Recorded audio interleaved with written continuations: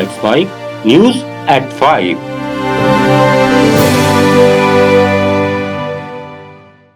नमस्कार, let's mic में आप सुन रहे हैं न्यूज एट 5। बुलेटिन की शुरुआत हम करेंगे आज की सबसे बड़ी खबर से, फिर जानेंगे देश दुनिया और आपके अपने राज्यों तक की बड़ी अपडेट्स। प्रधानमंत्री नरेंद्र मोदी ने विभाजन विभीषिका स्मृति दिवस पर भारत के विभाजन के दौरान उथल पुथल और दर्द को सहन करने वाले लोगों को श्रद्धांजलि अर्पित की। एक पोस्ट साझा करते हुए पीएम ने विभाजन को भारतीय इतिहास का एक दुखद अध्याय कहा। उन्होंने लिखा, भारत विभाजन विभीषिका स्मृति दिवस मनाता है और हमारे इतिहास के उस दुखद अध्याय के दौरान अनगिनत लोगों द्वारा झेली गई उथल पुथल और पीड़ा को याद करता है। ये उनके धैर्य, अकल्पनीय क्षति का सामना करने और फिर भी नए सिरे से शुरुआत करने की ताकत पाने की उनकी क्षमता का सम्मान करने का भी दिन है। एकता का संदेश देते हुए पीएम ने जनता से देश में सद्भाव मजबूत करने का आग्रह किया। सुप्रीम कोर्ट ने आवारा कुत्तों के मुद्दे पर सुनवाई की। जस्टिस विक्रमनाथ, जस्टिस संदीप मेहता और जस्टिस एनवी अंजारिया की स्पेशल बेंच ने सभी पक्षों की दलीलें सुनने के बाद फैसला सुरक्षित रख लिया। सरकार की तरफ से सॉलिसिटर जनरल तुषार मेहता ने दलील दी कि यहाँ कई ऐसे मांसाहारी लोग हैं जो खुद को पशु प्रेमी बताते हैं। वहीं कपिल सिब्बल ने कहा कि मामले का समाधान हो, दिल्ली एनसीआर से कुत्तों को इकट्ठा कर ऐसे शेल्टर होम भेजें जो अभी हैं ही नहीं। सुप्रीम कोर्ट द्वारा आदेश सुरक्षित रखने पर अधिवक्ता विकास गौतम ने कहा कि दिल्ली सरकार के प्रतिनिधि ने कहा कि नसबंदी के बाद भी कुत्ते काटते हैं, वे पूरी तरह से जानवरों और कुत्तों के खिलाफ हैं। My name is Vikas Gautam, Advocate Vikas Gautam, and we are in the favor of animal lovers. जो लास्ट जजमेंट आया था उसके खिलाफ जो पेटिशन लोगों ने डाली थी उसमें से एक हम लोग भी हैं। देखिए, दिल्ली सरकार ने जो अपना रिप्रेजेंटेशन रखा है उन्होंने कम्प्लीटली अपना रुख कर दिया है कि स्टेलाइजेशन आप करा दोगे तब भी डॉग काटेगा, तो वो लोग कम्प्लीटली एनिमल्स के या डॉग्स के अगेंस्ट में है। दूसरा पॉइंट ये रखा गया कि जो कुछ सांप काटते नहीं है तो क्या हम सांपों को घर में रख लें, मतलब जानवरों को उन्होंने सांपों से कंपेयर कर दिया। सुप्रीम कोर्ट ने जम्मू कश्मीर का राज्य का दर्जा बहाल करने की मांग वाली याचिका पर सुनवाई की। सुप्रीम कोर्ट ने कहा कि राज्य का दर्जा देते समय जमीनी हालात को ध्यान में रखना होगा। मुख्य न्यायाधीश बीआर गवई ने कहा कि पहलगाम में जो हुआ उसे आप नजरअंदाज नहीं कर सकते। फैसला संसद और कार्यपालिका को लेना है। केंद्र की ओर से पेश सॉलिसिटर जनरल तुषार मेहता ने कहा कि सरकार ने चुनावों के बाद राज्य का दर्जा देने का आश्वासन दिया था, लेकिन अब स्थिति अजीबोगरीब है। बेंच ने केंद्र से 8 हफ्ते में जवाब मांगा है। सुनवाई पर कांग्रेस विधायक और याचिकाकर्ता इरफान हफीज लोन ने कहा, हम न रुकेंगे, न झुकेंगे, न थकेंगे। देखिए, एक लेजिटिमेट डिमांड है हमारी स्टेटहुड की और ऑनरेबल सुप्रीम कोर्ट ने भी ये बात कही है कि एट द अर्लीस्ट और एज सून एज पॉसिबल, लेकिन सरकार ने बहाल नहीं किया और चुनाव भी वहां पर हो गए। इलेक्टेड गवर्नमेंट है और अवाम का जनादेश है और हम समझते, जबकि ऑनरेबल सुप्रीम कोर्ट ने खुद कहा है एट द अर्लीस्ट और एज सून एज पॉसिबल, क्योंकि सरकार ने तब कहा ऑनरेबल कोर्ट में कि हम रेस्टोर करने जा रहे हैं, लेकिन अभी तक हुआ नहीं और कबलज वक्त हमने ये एप्लीकेशंस दायर की है और अब इनकी सुनवाई होगी।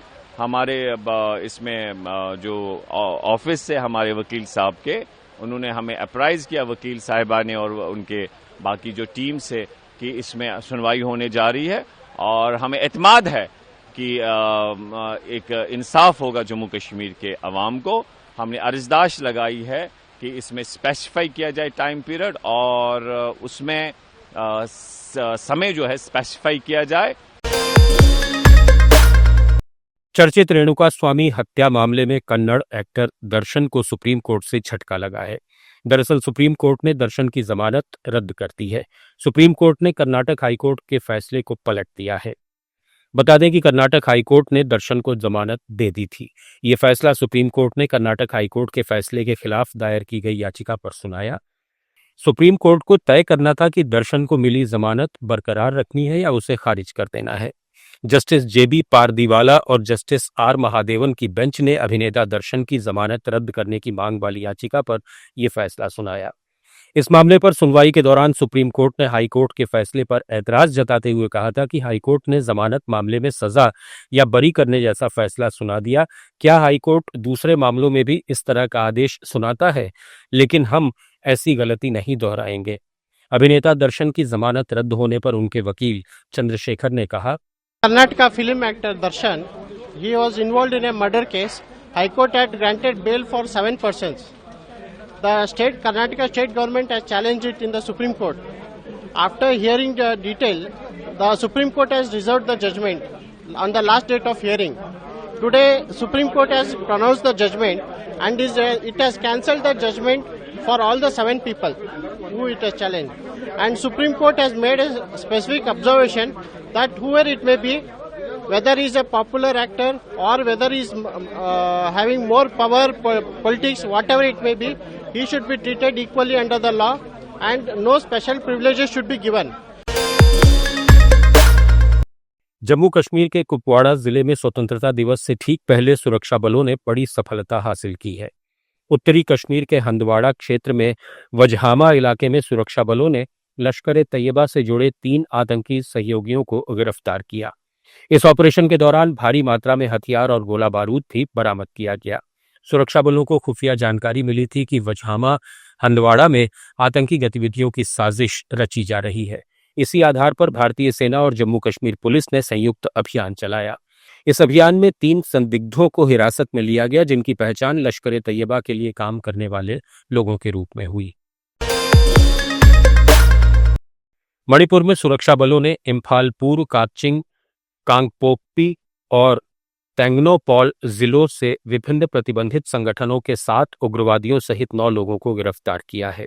पुलिस ने बताया कि मणिपुर पुलिस और असम राइफल्स की एक संयुक्त टीम ने बुधवार को इम्फाल पूर्वी जिले के नुगई पोप्पी मनिंग लिकाई इलाके से वसूली में शामिल प्रतिबंधित कांगलेई पाक कम्युनिस्ट पार्टी के एक सक्रिय आदमी को गिरफ्तार किया। इससे पहले वसूली गतिविधियों में शामिल एक ही संगठन की 2 महिलाओं सहित 3 उग्रवादियों को काकचिंग जिले के बाबागई लमखाई इलाके से गिरफ्तार किया गया था। इधर पंजाब पुलिस ने लॉरेंस बिश्नोई गिरोह के 2 गुर्गों को गिरफ्तार किया। पुलिस ने इन्हें पटियाला अंबाला राजमार्ग पर शंभू गांव के पास से पकड़ा। इन दोनों पर कई आपराधिक मामले दर्ज हैं। इनके पास से एक पिस्तौल और 6 कारतूस बरामद किए गए। डीजीपी गौरव यादव ने बताया कि प्रारंभिक जांच से पता चला है कि ये हत्या की घटना को अंजाम देने के बाद नेपाल भाग गए थे और विदेशी आकाओं के निर्देश पर पंजाब में फिर अपराध करने के इरादे से लौटे थे। ईडी ने एक मामले में मशहूर इंस्टाग्राम इन्फ्लुएंसर संदीपा विर्क को 40 करोड़ रुपए के मनी लॉन्ड्रिंग घोटाले के आरोप में गिरफ्तार किया है। संदीपा, जिनके इंस्टाग्राम पर 12 लाख से ज्यादा फॉलोअर्स हैं और जिनकी प्रोफाइल में खुद को एक अभिनेत्री और उद्यमी के रूप में दर्शाया गया है, उस पर फर्जी ब्यूटी ब्रांड के जरिए धन शोधन का आरोप है। इस मामले में रिलायंस कैपिटल के एक पूर्व निदेशक से भी कथित तौर पर संबंध सामने आए हैं। ईडी ने इस मामले की जांच तब शुरू की जब यह सामने आया कि संदीपा ने एक फर्जी वेबसाइट और ब्यूटी ब्रांड के नाम पर लोगों से धोखाधड़ी की और अवैध रूप से धन एकत्र किया। घोटाले में एकत्र किए गए धन को विभिन्न शेल कंपनियों के माध्यम से विदेशों में स्थानांतरित किया गया। म्यूनिख ओलंपिक में कांस्य पदक जीतने वाली भारतीय हॉकी टीम के खिलाड़ी और लिएंडर पेस के पिता डॉक्टर वेस पेस का 80 साल की उम्र में निधन हो गया। डॉक्टर पेस काफी दिनों से बीमार थे और उन्हें इलाज के लिए हाल में कोलकाता के एक निजी अस्पताल में भर्ती कराया गया था। वे 1972 के म्यूनिख ओलंपिक में कांस्य पदक जीतने वाली भारतीय हॉकी टीम का हिस्सा थे। डॉक्टर पेस एक स्पोर्ट्स मेडिसिन डॉक्टर भी थे। उन्होंने एशियाई क्रिकेट परिषद, भारतीय क्रिकेट कंट्रोल बोर्ड और भारतीय डेविस कप टीम सहित कई खेल संस्थानों के साथ एक मेडिकल कंसल्टेंट के रूप में भी काम किया था। बॉलीवुड एक्ट्रेस शिल्पा शेट्टी और उनके पति बिजनेसमैन राज कुंद्रा पर मुंबई के एक बिजनेसमैन ने 60 करोड़ रुपए की ठगी का आरोप लगाया है। शिल्पा शेट्टी और राज कुंद्रा के खिलाफ जुहू पुलिस स्टेशन में मामला दर्ज किया गया है। मामला उनकी बंद हो चुकी company best deal TV private limited से जुड़ा है। बिजनेसमैन दीपक कोठारी का कहना है कि 2015 से 2023 के बीच उन्होंने बिजनेस विस्तार के लिए 60 करोड़ 48 लाख रुपए दिए, लेकिन ये रकम निजी खर्च में इस्तेमाल हुई। कोठारी के मुताबिक उनकी मुलाकात 2015 में एजेंट राजेश आर्या के जरिए शिल्पा राज से हुई थी। उस समय शिल्पा कंपनी की 87% से ज्यादा हिस्सेदार थीं। राष्ट्रपति भवन के पास प्रसिद्ध अमृत उद्यान 16 अगस्त से 14 सितंबर तक जनता के लिए खुला रहेगा, जिसमें अन्य आकर्षणों के साथ साथ बबलिंग ब्रुक लोगों का ध्यान अपनी ओर खींचेगी। सोमवार को रखरखाव के कारण उद्यान बंद रखा जाएगा। अमृत उद्यान में आप herbal garden, bonsai garden, long garden, central lawn, फव्वारे, बाल वाटिका समेत कई खूबसूरत हिस्सों का दीदार कर सकेंगे। इसके साथ ही आपको प्लूमेरिया गार्डन, घास के टीले और तरह तरह के फूल पौधे भी बेहद पसंद आने वाले हैं। अगर आप किसी पेड़ पौधों के बारे में जानना चाहते हैं तो उन पर लगाए गए QR कोड को स्कैन कर उसके बारे में सही जानकारी ले सकते हैं। यहाँ आपको पौधों की प्रजातियों और डिजाइन की बारीकियों के बारे में रोचक जानकारी मिल सकती है। राष्ट्रपति की उप प्रेस सचिव नविका गुप्ता ने बताया कि इस उद्यान में बैबलिंग ब्रुक गार्डन एक नया और शांत आश्रय है। समर एनुअल्स के लिए अमृत उद्यान को 1 महीने के लिए खोल रहे हैं, 16 अगस्त से 14 सितंबर। और इस बार काफी सारी नई अट्रैक्शंस है लोगों के लिए। एक तो ये गार्डन 10 से 6 बजे तक खुला रहेगा और 5:15 बजे तक लास्ट एंट्री है और फ्री है एंट्री। इस बार एक नया अट्रैक्शन है बैबलिंग ब्रुक, जो कि बच्चों के लिए, बड़ों के लिए, सबके लिए बहुत ही अच्छा रहेगा देखने के लिए। इसमें हमारा मिएंडरिंग वाटर स्ट्रीम है एक झरने की तरह, और उसमें स्टेपिंग स्टोन्स हैं और बहुत सारे फीचर्स हैं। एक ग्रोव भी है, बैनियन ग्रोव भी है वहां पे, तो बच्चे और सब लोग इसको बहुत एंजॉय करेंगे। इसके अलावा फ्लोरल क्लॉक है जो कि इससे फ्लावर्स से ही बनी हुई है, लेकिन वो एक्चुअली वर्क करती है एंड काफी बहुत देखने में अट्रैक्टिव है, उसको भी लोग देख सकते हैं। अमेरिकी राष्ट्रपति डोनाल्ड ट्रंप ने चेतावनी दी है कि अगर रूस यूक्रेन में युद्ध विराम के लिए सहमत नहीं हुआ तो उसे बेहद गंभीर परिणाम भुगतने होंगे। वॉशिंगटन डीसी के कैनेडी सेंटर में पत्रकारों ने ट्रंप से पूछा कि अगर रूसी राष्ट्रपति व्लादिमीर पुतिन बैठक के बाद युद्ध समाप्त करने पर सहमत नहीं होते तो आगे क्या होगा। ट्रंप ने जवाब दिया, मुझे परिणामों के प्रकार के बारे में कुछ भी कहने की जरूरत नहीं है, लेकिन वे बहुत गंभीर होंगे। राष्ट्रपति ट्रंप और पुतिन के बीच 15 अगस्त को अलास्का में मुलाकात तय है, जिसमें यूक्रेन युद्ध को समाप्त करने के संभावित तरीकों पर चर्चा होगी। इटली के लैम्पेडूसा द्वीप के पास एक नाव के पलटने से 20 प्रवासियों की मौत हो गई और 10 से ज्यादा लोग लापता हैं। संयुक्त राष्ट्र शरणार्थी एजेंसी ने यह जानकारी दी। नाव पर 95 से 97 प्रवासी सवार थे। ये नाव लीबिया से रवाना हुई थी। UNHCR के इटली प्रवक्ता फिलिप उंगारो ने बताया कि 60 बचे हुए लोगों को लैम्पेडूसा के एक सेंटर में लाया गया है।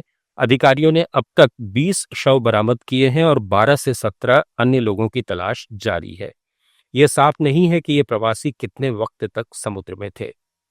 UNHCR के मुताबिक इस साल अब तक भूमध्य सागर पार करने की कोशिश में 675 प्रवासियों की मौत हो चुकी है, जिसमें यह हादसा शामिल नहीं है।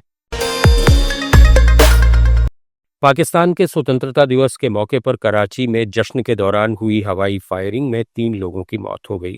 मरने वालों में एक 8 साल की बच्ची और एक बुजुर्ग शामिल हैं। 60 से ज्यादा लोग घायल हुए हैं। स्थानीय अधिकारियों के मुताबिक शहर के अलग अलग इलाकों में 13 और 14 अगस्त की दरमियानी रात को लोग आज़ादी का जश्न मना रहे थे। कई जगहों पर लोगों ने हवाई फायरिंग की, जिससे बेगुनाह लोग निशाना बन गए। ये पहली बार नहीं है जब कराची में खुशी के मौके पर फायरिंग से लोगों की जान गई हो। पाकिस्तान के 78वें स्वतंत्रता दिवस पर प्रधानमंत्री शहबाज शरीफ ने नई आर्मी रॉकेट फोर्स कमांड बनाने की घोषणा की है। इस्लामाबाद के जिन्ना ग्राउंड में शहबाज शरीफ ने कहा कि अत्याधुनिक तकनीक से लैस ये फोर्स हर दिशा से दुश्मन पर निशाना साधने में सक्षम होगी। ये फोर्स हमारी पारंपरिक युद्ध क्षमता को और मजबूत करने में एक और मील का पत्थर बनने जा रही है। शहबाज शरीफ ने कहा कि पाकिस्तान की परमाणु शक्ति आक्रामक मानसिकता के लिए नहीं, बल्कि भारत की परमाणु क्षमता के खिलाफ रक्षा पंक्ति मजबूत करने के लिए विकसित की गई है। न्यूज एट 5 में फिलहाल इतना ही। जुड़े रहिए लेट्स माइक के साथ। आप सुन रहे थे Let's Mic, more than radio. Follow कीजिए हमें हमारे सोशल मीडिया प्लेटफॉर्म्स पर। आप सुन रहे थे Let's Mic more than radio.